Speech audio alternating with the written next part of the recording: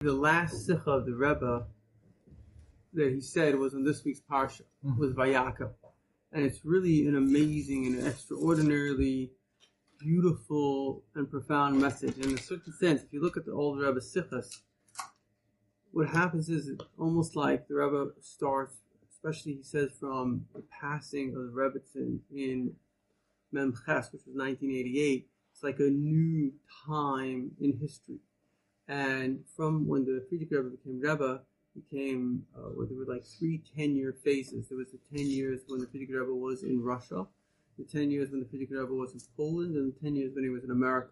Wow. And then he passed away in Tov Shin Yud, in the 10th, right, in the Yud Shvat, the 10th day of the 10th year. Now, 10 is an important number. Why? Because 10 represents the idea of holiness, right? The world was made with 10 sayings of Hashem, which the 10 sayings are connected to the 10 Aseres HaDibros. In fact, the Torah is the source code of the world. That's why when the Jewish people study the Torah, the world becomes strong. So we may look like we're just doing something small here, and if a viewer is listening to Torah, it may look small, but it's actually a very big thing, because it is it's Hashem first makes a world. He puts the energy into the world, but we, through the study of the Torah, it's like somebody, let's say, makes a light, but then the light goes off, and then it's up to you to turn the light on. And so we're the ones that, through the study of the Torah, we keep the light going. And that's why Chitas is very important, because you put into your day the Chumash, the Tehillim, the Tanya, these words of Torah, they have a tremendously powerful effect. So then, when the Rebbe already became Rebbe on Yud Aleph Nisan. Sorry, he was born on Yud Aleph Nisan, the 11th day, and he became Rebbe on the 11th, literally the 11th day of the 11th month of the 11th year. So we find 11 to be a very, very important number, right? So 11 is already the number of Mashiach. And the Rebbe has many, many, many, many talks where he speaks about 11 being the number of Mashiach. Why? Because 11 is made up of, in Hebrew, Yud Aleph. And the whole idea of Mashiach is that the Aleph is in the Yud. In other words, that we're living the divine. That's why the Purim is really a Mashiach holiday, because it's like we're not going beyond reality. You know, Pesach went beyond reality.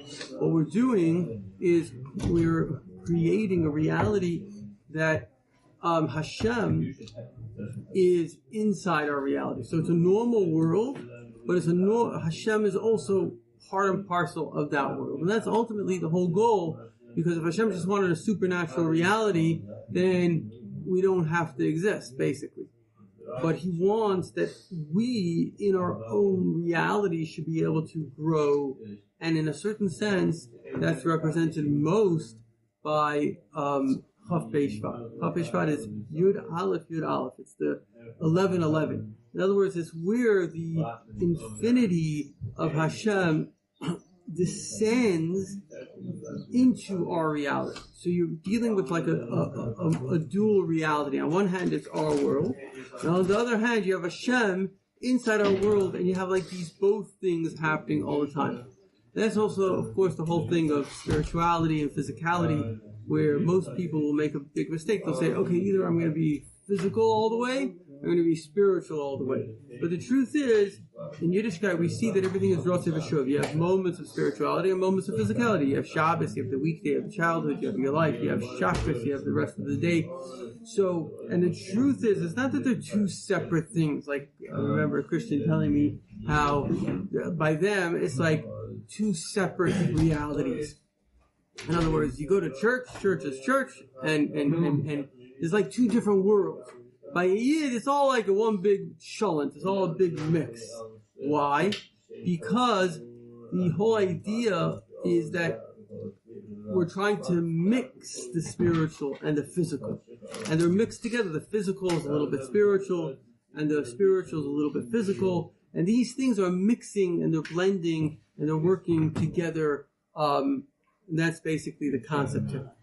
Now, so if you look at the Sichos of the Rebbe, it's very, very interesting, because almost every single Sichos of the Rebbe from Mem Chesed and Beis says the same thing, which is that there's what we call Mata L'Mayla, there's the Jew coming to Hashem, and that's very, very important, because we have this important kind of, it has to be befemis, it has to be internal. Like if I tell you to marry someone, it could be the best shidduch in the world, but if you didn't choose it, it lacks something. So choice is a very, very important part of human nature.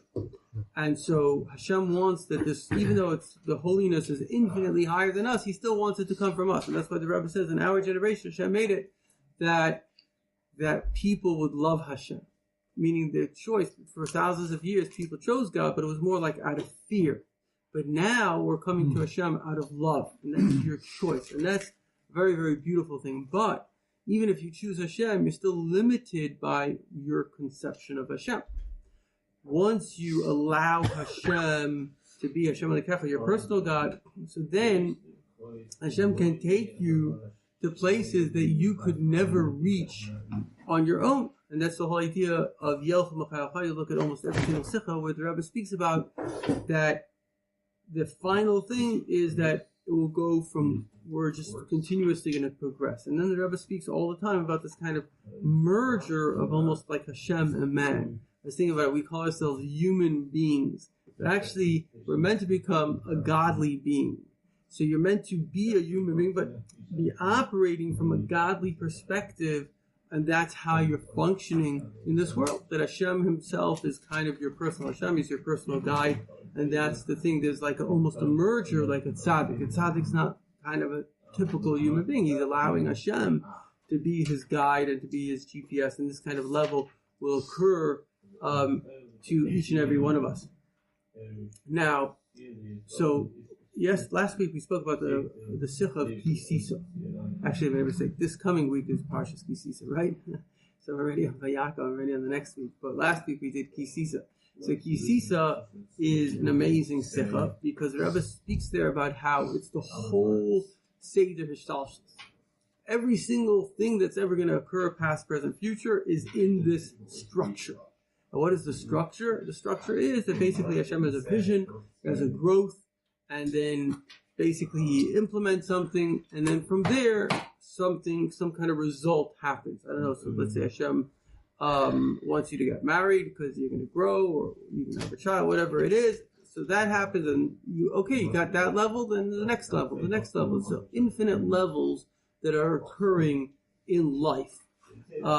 That's why sometimes people get upset where we feel like, oh, I lost something. It says in Sidness that pain is connected to loss, even sometimes loss of pleasure, right? Viktor Frankl writes that, unfortunately, one of his very famous books is Man's Search for Meaning. And so when they were taken by the Nazis in Machshamam, they were taken to like a work camp. They didn't know they were being taken to, let's say, a gas chamber, being taken to a work camp. They were just put on a train. So when they saw that it was a work camp, they became happy. So he says that what do we see? We see that happiness fills the person, right? But likewise sadness. So a little thing of a friend, he said, like, let's say you see the Mona Lisa, the most famous painting in the world, and you see a bird, makes a bird dropping on it. So you're looking at the bird dropping and you're thinking, oh, it's disgusting, you have this bird dropping. So the point is that thought is filling you now with a negative association. If you're looking at, let's say, oh, look at her smile, it doesn't matter the bird dropping. So it's very much, that's what the Baal Shem says, wherever you put yourself is where you exist. You know, you're putting yourself, that's why a person has tremendous power in life, if possible, to think positive. Because the moment you think positive, as a part of the Baal Shem, if you can see the good and the bad will turn to good. Because the moment you're looking at the good, the whole situation feels different. So the last sikha of the Rebbe is a sikha on Parshas Vayakov that I have on my website. I call it Life Lessons from the Rebbe. I kind of broke down that sikha nicely. Very, very special sikha. In a way, what's amazing about the sikha is it kind of gets away from philosophy. Like all the sikhas before, they're almost quite philosophical. They're deep, but they're philosophical. And this sikha is like remarkably practical. It's not devoid of philosophy, but it's almost like the whole. In fact, the Rebbe says there, the beginning of service Hashem. It's kind of quite high, but it's also very much grounded in reality at the same time. There's both simultaneously. So the story is like this. It begins with the idea And what's also interesting about the sikha is the whole sikha is a page and a half. Now, how do you have a sikha that's a page and a half? The Rebbe would speak for hours. Because it was only twice that the Rebbe, what would happen is the Rebbe would speak, and the people that would have photographic memories that would remember it, they would write what's called the Rashi Dvarim, the outline of the sikha. So they would submit it to the Rebbe, and the Rebbe, I guess, would approve it, like, oh, okay, you got the basic idea, right? Then they'd write the whole sikha, and then by Friday, the whole thing would come out edited. But, and here's an interesting but, twice the Rebbe edited the Rashi Dvarim. Once was this time, which was Chaf Hei Adar, Shabbos was Chaf Hei Adar Aleph, which was amazing because 2 days later the Rebbe had a stroke and really, from a physical perspective, was incapacitated. He couldn't edit it, whatever. He wasn't able to use his hands, etc. So the fact that the Rebbe edited it, he gave us a tremendous gift. And I remember when I discovered the Sikha, 770, it was a remarkable moment for me because, when you're looking for the truth resonates. It's like, wow, that's it. And this sikha really encapsulates the entire truth in a very simple, succinct way. And if we just practice this sikha, we have enough literally till mashiach comes in an abundant measure. So what does this sikha tell us? And again, it's just a page and a half. Sikha tells us that, number one, every single person, and it's very interesting what the Rebbe says, and every single thing, not only every single person, but every single thing is created, what's called Ani Nivresi, the Shamash Kain. I'm created to serve my maker. In other words, number one, the person has to have, everybody's into identity today. What's my identity? So I said, I want to write a book called, actually I had a comment on YouTube, somebody commented, yes, Rabbi, write that book. The realist identity. What's the real identity, our true identity?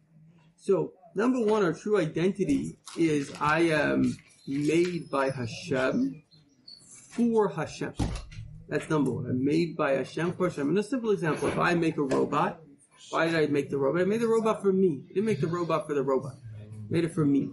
So, everybody has to say that I am a part of history, and history is his story. We all are part of an infinite story, a story that God made. And that's an automatic thing. And that applies not only if you're a human being, but even if you're a tree, if you're a rock, nothing, Hashem doesn't make anything for no reason. So in other words, we're all part of a big picture. And so number one, a person has to understand that they are a part in a bigger picture. That's the first thing the Rebbe says. Then something the Rebbe says which is very interesting is that he says that you don't even need to know exactly what your part is. You just need to know that you have a part. Why? Because having a part in a bigger picture creates unity. In other words, you can either feel a part of humanity or you could feel apart from humanity. But you can't feel both. You can either feel you're part of a whole or you're a part. This, I don't know if this is true or not, but I once saw this lady had this line that Ra comes from this word like to feel torn apart, like you're separated, right? A lot of what goes on in the world, let's say a bullying or this and that, it's somebody that himself feels separated and they're jealous that you feel connected. So they do something to make you feel, no, you're not part of the whole. Because everybody by nature comes from the oneness of Hashem. So by nature we all seek to be connected to oneness. And so it's very, very, it's also important to realize in marriage that a woman wants to feel one. She wants to feel connected. In Maslow's hierarchy of needs, belonging is a very important thing.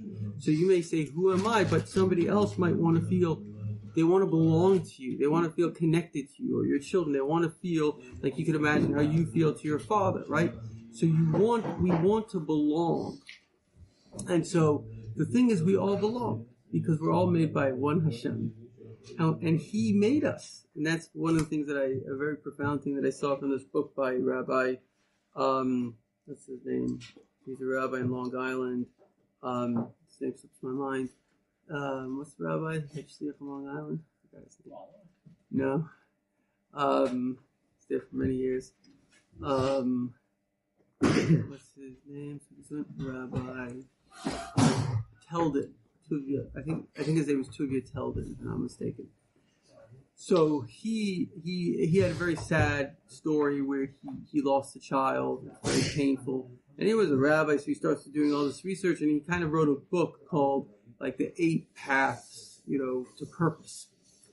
And he says like this, he says, your purpose in life finds you.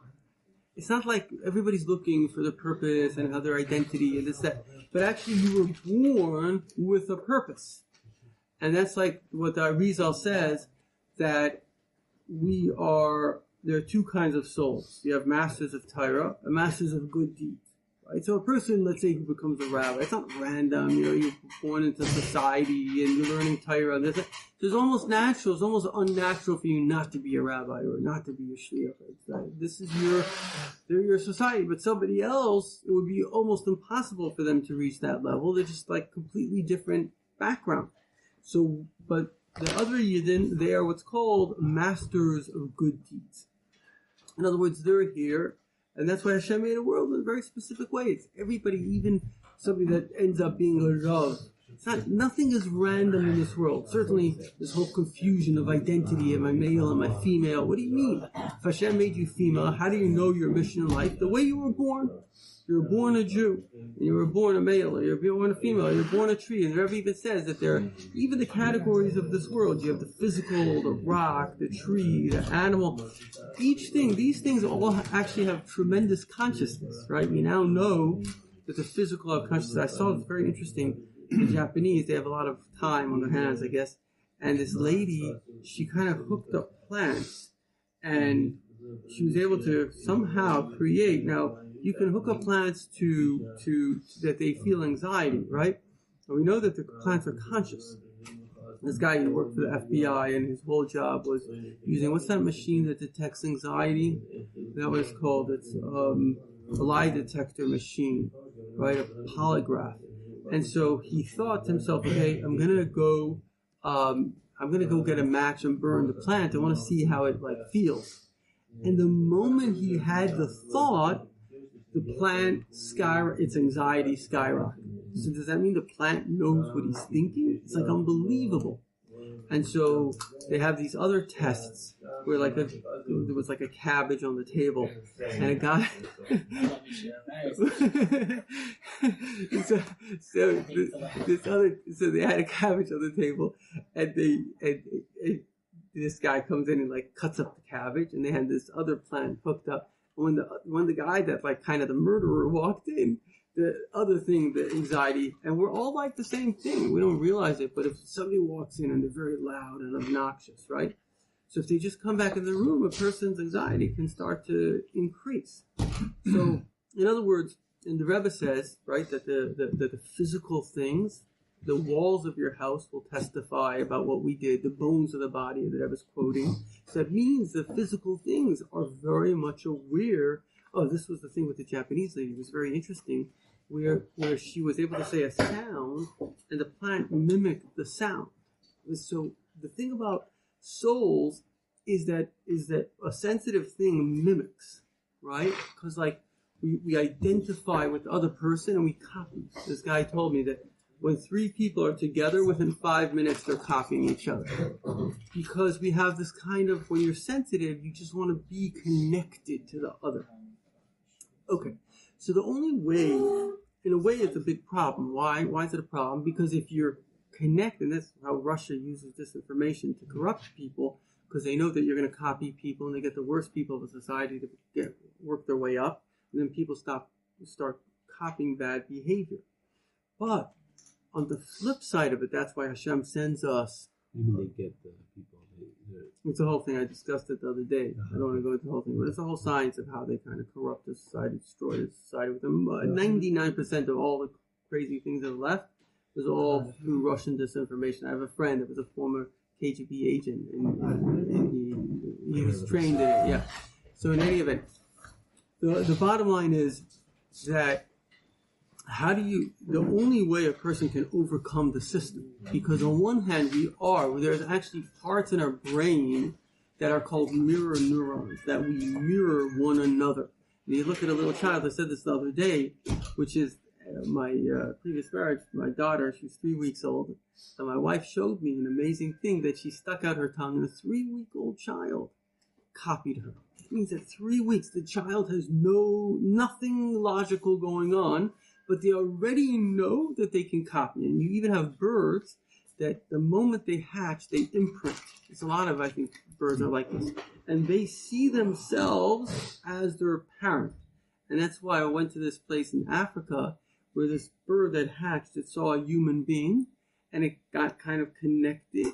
And in that kind of, it was like some kind of an eagle.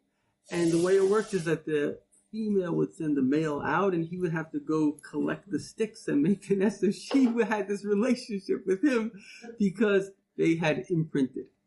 And so, what does this show? That on one hand, it's a liability. What's the liability? That you can connect to somebody that's not a good role model, and that's a very big liability. And that's why ultimately Hashem wants us to copy Him. And Hashem sends us tzaddikim in the world because the tzaddikim are similar to Hashem and their midas tayvas, etc. That's why a very famous thing, it says Kabe, it's called Lema, right? So there was a rabbi that went through all the S's. S is always the rabbis. For example, Kabe Esabich Vesimecha is the rabbis to add the oldest brother you have to honor. So he wanted to get rid of his massive study because he said, what could be the rabbi's S with Hashem? What could you add? Until I think it was Rabbi Kiva that came and said, this means Talmidei Chachamim. You have to have this honor for Talmidei Chachamim. Because Talmidei Chachamim, they are similar to Hashem in a way. They have, it says, Tzaddikim, they're similar to their creator. They have the midas tayvas, I guess, the good character traits. Hashem sends us tzaddikim, the Rebbe, etc., that we're meant to look at them as role models. That's a critical thing. Because, in fact, the Rebbe said a few times, the Rebbe explained why Hashem made a Rebbe. And the Rebbe said for a role model. So the Rebbe is here, and you look at it in a work, look at all the, not only Lubavitch, all the Hasidic groups, and this tremendous, tremendous dedication to Hashem. Also the way of the Baal Shem Tov, a way of love, a way of compassion, a way of joy. It's all because you have these Rebbes and everybody's role modeling after the Rebbe. So role models are very, very, very powerful things. I think that's also why America became so corrupted so quickly, which nobody could believe, because when somebody became a president and he was trained in all these negative ideas, etc., etc. So suddenly, things like the anti-Semitism, etc., it became like Obama. Oh, okay. So it suddenly, it was not acceptable to be an anti-Semite, but suddenly he was openly anti-Israel, so it became acceptable. And that's why now in the universities, all these things became acceptable, because it wasn't acceptable before. That's the power of a role model to create. And they even have studies that, in a relationship, what happens is emotions get transferred. And so, especially, let's say, those of us that are married, I think it's all of us, it's very important for a person to understand that, and this is what it says, powerful teaching of the Alter Rebbe. He says, what is an Ezer Kenegdai? Ezer Kenegdai in the physical world is a mirror. So, a mirror is an Ezer, it helps you, and it's Kenegdai. It says something about, he says, your wife is your mirror. You want to know if you're happy, if you're sad, if you're angry, if you're loving, just look at what she's doing. Because that's the way it works in a family, in all dynamics, even in a company. Whoever is kind of the if you want to call it the alpha, that becomes mirrored by everybody else. And so therefore, the only way you can change your family is, and it's a powerful thing, because the power is in your hand, it's through changing yourself. If you want to have a happy wife, be happy. You want to have a loving wife, be loving. Whatever you're going to do, it doesn't matter what you say, and that's why people make a big mistake. Like, I tell her what to do. It doesn't matter what you say. It matters what you do. Just like your father. If your father can tell you from today to tomorrow, it's his behavior that you're copying. It's not the words that are going to be copied. It's the actions. It's because if this is what my role model does, this is the correct way to do. And it actually is subconscious. It's like a person can't help themselves. If there's a mirror neuron, and it just says, their brain says, copy this. This guy knows what he's doing. Copy that. And so that's why it's super, super critical to have, to study Torah. Because when we're studying Torah, we're connecting with Hashem's emotions. We're connecting with the way of Hashem. This is how you treat people. This is what you do. And then we also have connecting with the Rebbe, connecting with Sidness. Because when we do this, we elevate our consciousness. We become those kinds of people. God forbid if we don't do this, then especially people look at the media, so they don't realize they're role modeling after the newscaster. They're taking in all that information, and that information becomes them. Because information, the Rebbe Rashab says something very interesting. He says words are it's like a pipe. So imagine I have a pipe from my heart to your heart. The words are not really words. The words are the pipe. Inside the word is an energy. So if I say to you, I love you, right? So you feel love. Or if I say, I hate you, you don't feel hate. You feel the energy. But if I say, I love you, right? You feel that energy. And so the words of Torah have a positive, certainly the words of Sidness, they have very, very, very positive energy in it. And it, as anybody that learns Sidness, it just uplifts you. And that it makes you into a better person. There's a famous story where the Mitzvah Rebbe he wrote actually a mimer. I think it's the only mimer that was written for a guy, Bad Kodesh. Because there was the governor, he had to give testimony to the governor about Chassidus. It's very, very beautiful mimer. Actually, it's very interesting. I love Torah that was written for non-Jews. Because it's really very, very simplistic. Like that which you don't want someone else to do, don't do to them. Because you have to bring it all the way down into the very basic human level. Otherwise, So he writes in the mimer, or the Hasidim had to explain what is Hasidus, because it was a new thing. What is Hasidus? They were religious people, the Russians. So they explained Hasidus is a type of teaching that makes a person humble. In other words, what does Hasidus do? Hasidus shows you what you don't know. Because when you learn Torah, you can grasp it. You learn Gemara. In fact, Rabbi Shab says about a certain group that have ego, when they learn Gemara, it smells for 400 parses. 400 miles is a stench. Because the Lamaila, there's a story with the Tzemach Tzedek, that the Tzemach Tzedek was once going to a caver. And he asked his wife if he wanted her to daven for someone. So she mentioned they had a cousin that wasn't the best person, or whatever the issue was. He says, I can't speak about it. Because he says, Lamaila, a lie smells like excrement. So I don't know if this is true, but I think that Lamaila, they have things smell. I did hear that I recorded this near-death experience. You can look at JewsOnFire.org. Very interesting. And people do say that in heaven, all the senses are one. You're hearing, you're seeing, you're smelling, you get all the senses at the same time. So over here, the Frierdiker Rebbe says, why is this called a world, Alma de Shikra, a false world? Because it could be that I could lie to you, I could come across nice, but you don't know what's really going on in my heart. But on the flip side, if in the higher world, it's Pinocchio. If I'm lying to you, there's no way of being false in the higher world. Now, why did I say this? How did I get onto this? What was I saying before?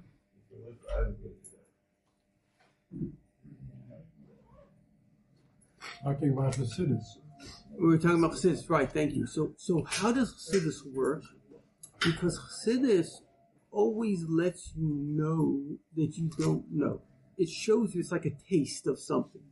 If you taste something, you don't fully ingest it. You don't fully get it. The Rebbe says if you think you understand Chassidus, it's a sign you don't understand Chassidus. Because Chassidus is talking in such a way that it's inspirational. You even the Torah is like that in a way. You get the Torah, but there's something there that you realize that is beyond you. Now, that's why, again, it's so important to have a Rebbe, to have the Torah, to have all these things, because there are models, they help us go to a higher level. Now, what is the ultimate goal of this world? The ultimate goal, and this I heard from Rabbi Jacobson, who obviously quotes it, I think he quoted it from Kabbalah, a very, very important idea. So, Shema Yisrael, Hashem Elokeinu, Hashem Echad. Hashem is one. So we all know the famous thing. Why does it say Hashem is the only? There's only a God. Why do I say He's one?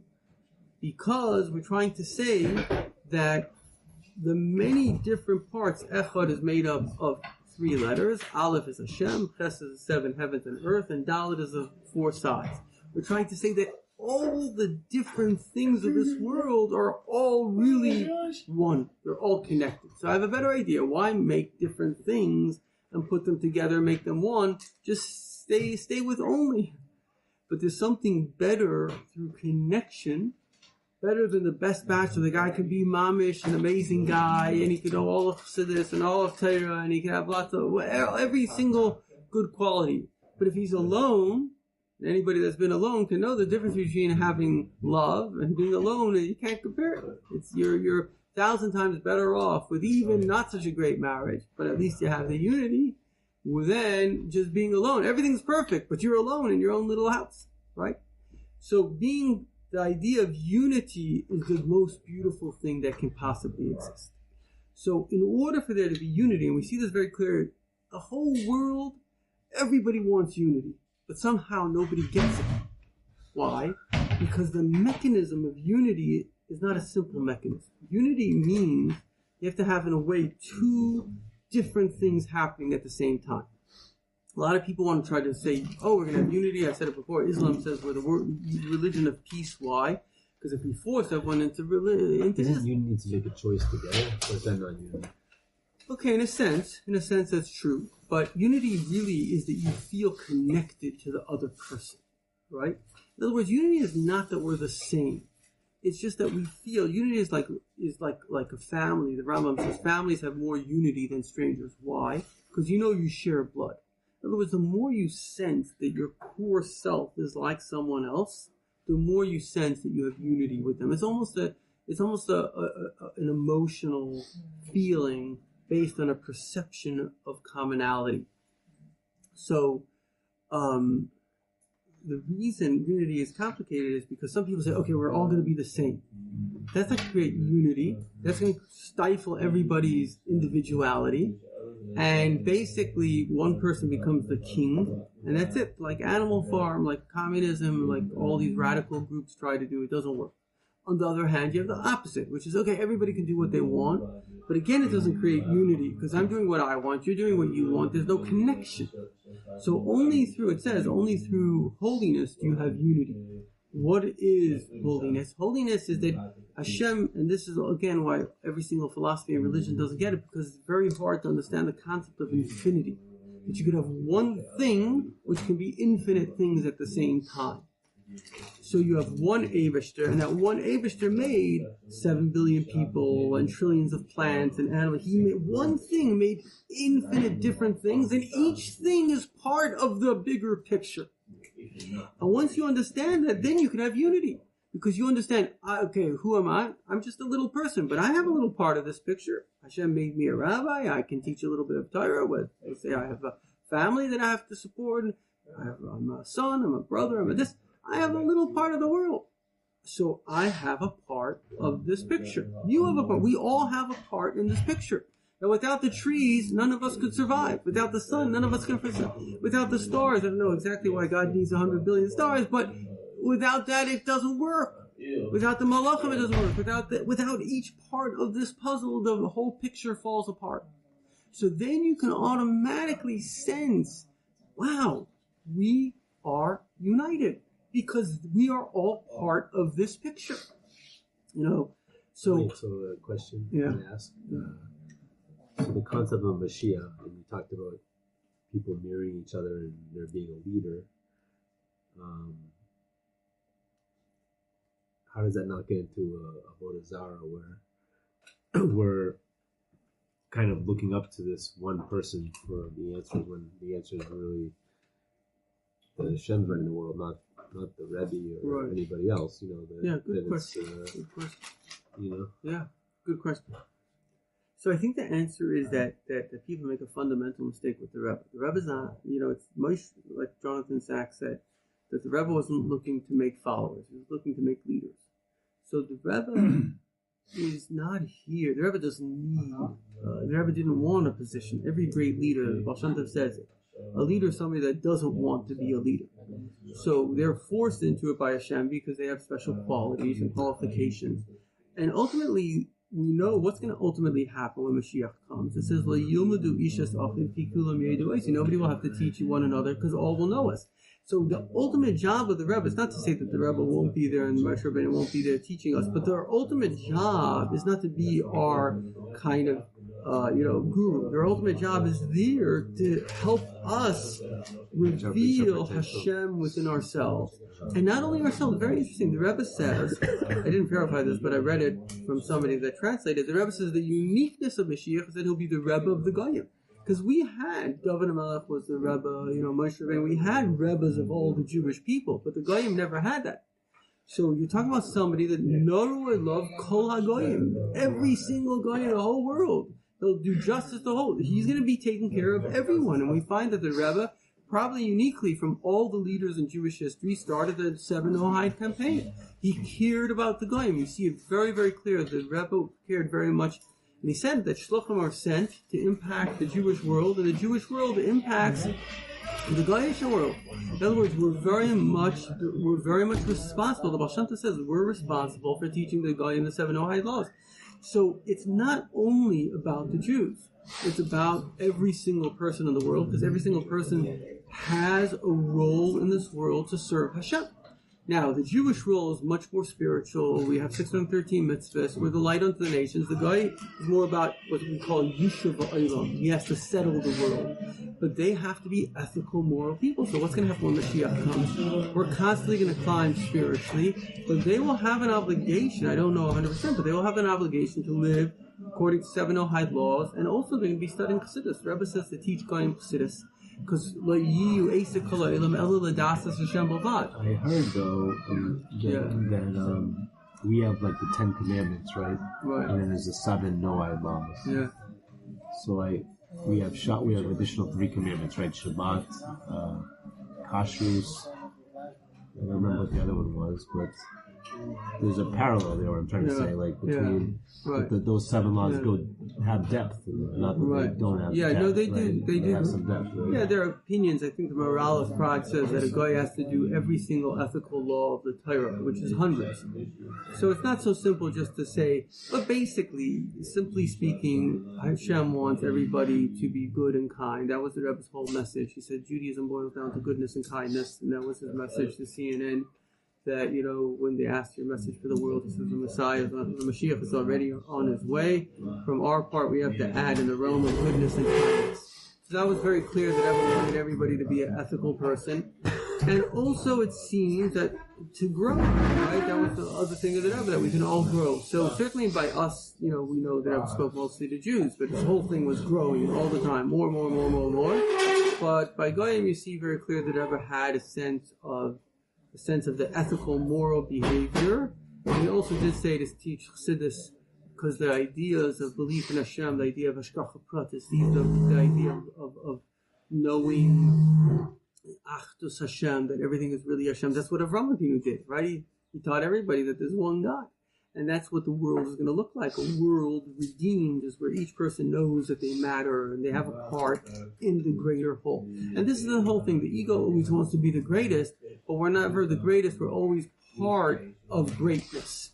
And we're part of Hashem's infinite, beautiful story of the world. And so this is really the message. The first, I will unpack this sikha as we go through the week. But the point is that the very first thing the Rebbe says is a very, very powerful idea. He says it doesn't even matter if we know what our mission is. He says, number one, we have to know, and he says that we have to teach this to the world. We have to know that we have a mission. Why? Because if the idea is to create unity, the very fact that everybody knows that they're part of Hashem's creation and they have a part in this world, so they're not a part, they are a part, that already creates a sense of unity. And the Rebbe says not only for human beings, it's for everything in the world. We're all a part of His creation. We all have a part in His reality. And once we understand this, we can feel connected. It's very, very important. Let's conclude with a little story. There was a young woman who's had some emotional issues. And I thought to myself, what was the issue here? And I realized that she felt disconnected. So I said to her, she was like a young girl or whatever, 12 or something, but she was very, very bright. So I said to her, you know, that we're all actually, there we'll speak about this later, we'll deal with it more, but we're just trying to bring out a point. So we're actually one soul. We're all one soul. And she was like, what do you mean we're one soul? I said, really, there's one Hashem, and He is in all of us. And just like immediately there was a shift. Because instead of seeing herself separated from everybody else, which a lot of people, that's what they're going through when people are feeling disconnected and lonely. And a human being is a social creature. We have to feel connected. So she immediately understood, actually, I am automatically connected to everybody. And so the idea is that each and every one of us, we are, you're welcome, thanks for joining, we are connected automatically we are part of His story. Everybody's part of it, whether you like it or not. He made you. You're part of His story. You have a part in the story, and you're going to do your part because Hashem doesn't mess up. So each and one, even if you didn't do your part yet, you're a child or whatever it is, you've been groomed for your part. Hashem you're going to be doing your part. And certainly if you know a little bit more and you're doing your part, so nobody becomes, there's only one Rebbe, one Mashiach, but the rest of us, we all have a part in the puzzle. Like you said, the Rebbe's not there to take away our part. He's there to help us do our part. He's the conductor. And we're all an instrument, and we're all adding something beautiful to this world. And once we see the world in this way, that it's about unity, and each and every one of us is adding to the unity of the world, automatically it's made up of people. So then we have a very beautiful idea. Any questions, thoughts, comments, criticism? Okay.